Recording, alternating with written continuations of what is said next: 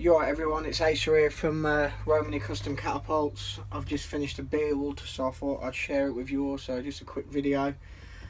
This is a catapult for RCC team shooter Mike, aka Beam Flip Muley. People that's been in the catapult world will know Mike quite well, or will have heard of Beam Flip anyway. If you don't know him by his name, he's a shooter from America. Top class shooter, top class designer. Some of his designs are actually sold by Simple Shot, but this is his dragonclaw, the one he shoots himself.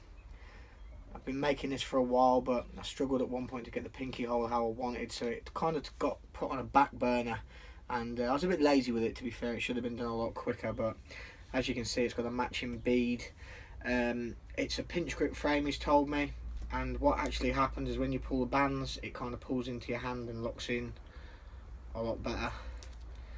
It is made up, well, when we decided to build this frame, he wanted to go with a kind of look, I don't know if you know them little toy cars, Hot Wheels. They're always bright colours, and he wanted to go with that type of pattern. And we went for a stripe down the front, which is kind of like a racing stripe on a car, the offset ones that you get. So we kind of went with that kind of style. Colour wise, we've got pink, blue, purple, we've got the aluminium.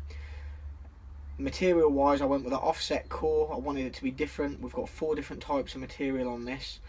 You couldn't really say it's got a core, but the frame is built up from 1.2mm aluminium. Then we've got a 0.60 pink material, G10. We've got 1/8 blue G10. And then the one side is purple G10 3/16, and then the other side is purple G10 1/4 inch. So yeah, there's a lot of different materials there, 4 to be precise. But I'm happy with it. It's got these slots here, so instead of wrapping and tucking, he wraps around and pulls the pieces of elastic into the slots. But I'm happy with this build. Pinky hole went well. The finish in the pinky hole is equally as good as the rest of the frame.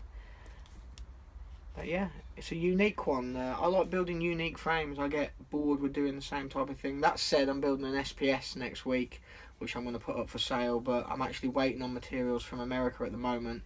I think I've got 4 or 5 orders that I need to complete, which will be, I wouldn't say challenging builds, but they're high-end builds, which are always nice to build. I like building the real high-end stuff, but at the minute I've been knocking out a lot of velociraptors and whatnot. But this one made a change. I liked it. I wasn't too sure of the design at first, but it's kind of grew on me quite a lot the more I've played around with it and whatnot. It's quite good. I'd actually like to band it up and shoot it, but it's made for someone, and I'll never do that. The person that's going to be receiving it should always be the first person to put bands on it and shoot it, in my opinion. But I wouldn't mind making like a 3/8 or 1/2 inch one up just to have a go with. I'm shooting over the top at the minute, but it'd be interesting to see how this one works. But yeah, thanks all for watching. Don't forget to like and subscribe, and I'll be back soon. The weather's kind of breaking here now, so I'm going to be getting outside a lot more and doing some little trick shots and shooting, and who knows, I might get a few hunting shots this season if I get hold of a GoPro. So we'll see how we go. Cheers all, thanks again.